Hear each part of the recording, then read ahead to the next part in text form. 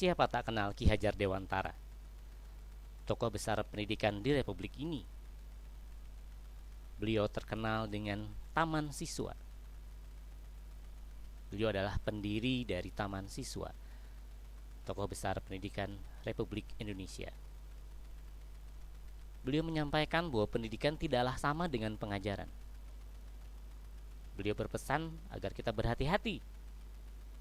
Ketika menggabungkan dua kata ini, kita seringkali terjebak dan menukarkan antar keduanya. Nyatanya bahwa pendidikan tidaklah sama dengan pengajaran.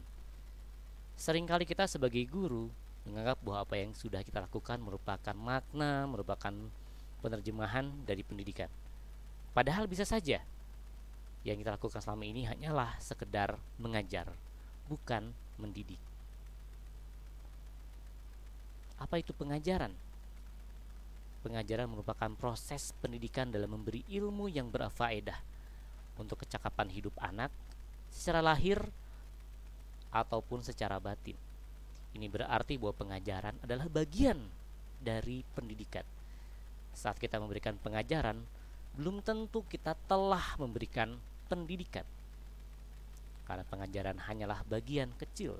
Ini berarti bahwa pengajaran hanya sebatas memberikan pengetahuan maupun keterampilan semata, tanpa mempedulikan karakter dari anak murid kita. Sedangkan pendidikan, ia berarti memberikan tuntunan terhadap segala kekuatan kodrat yang dimiliki anak,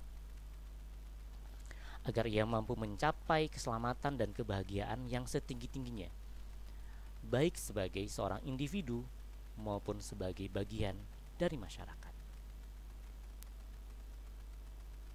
Ki Hajar Dewantara telah menyampaikan bahwa pendidikan sejatinya menuntun anak untuk mencapai kekuatan kodratnya sesuai dengan alam dan juga zaman.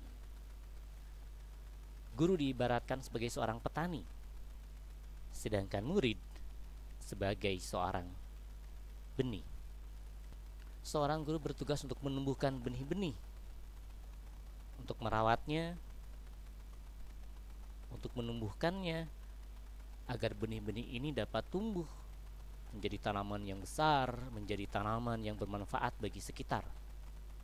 Itulah makna dari guru menuntun anak. Ia harus mampu menumbuhkan benih-benih itu agar tumbuh dan berkembang secara optimal. Tugas guru adalah menumbuhkan potensi-potensi muridnya, agar potensi ini mampu tumbuh dan berkembang secara optimal. Seorang guru artinya harus mampu juga melihat potensi-potensi yang dimiliki oleh murid-muridnya, agar potensi ini dapat ia kembangkan, dapat ia wujudkan, dapat ia kembangkan agar murid-muridnya mampu menjadi seorang yang luar biasa dan mengoptimalkan potensi diri yang dimilikinya.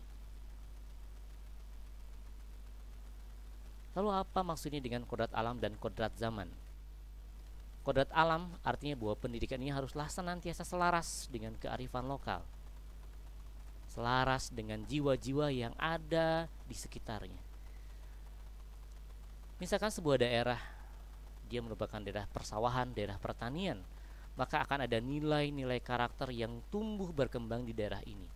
Maka pendidikan harus senantiasa mewujudkan karakter ini agar tetap tumbuh di masyarakat di mana ia berada. Kodrat alam ini juga bisa berarti bahwa pendidikan haruslah mampu belajar dari alam.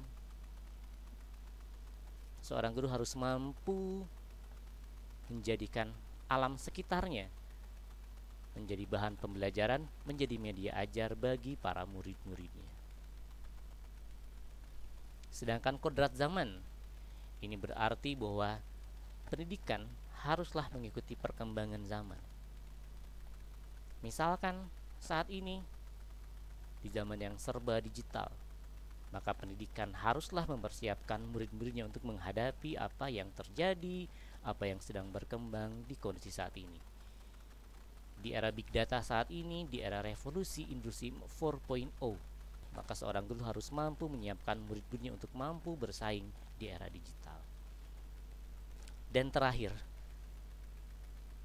Ki Hajar Dewantara telah menyampaikan di manakah posisi kita sebagai seorang guru. Kita tidak boleh hanya berada di satu tempat saja. Kita harus mampu berada di 3 tempat. Di depan, memberikan teladan bagi putra-putri kita. Sedangkan kita juga harus mampu berada di tengah-tengah mereka, memberikan prakarsa, menumbuhkan ide-ide di tengah murid-muridnya. Tapi itu pun tidak cukup.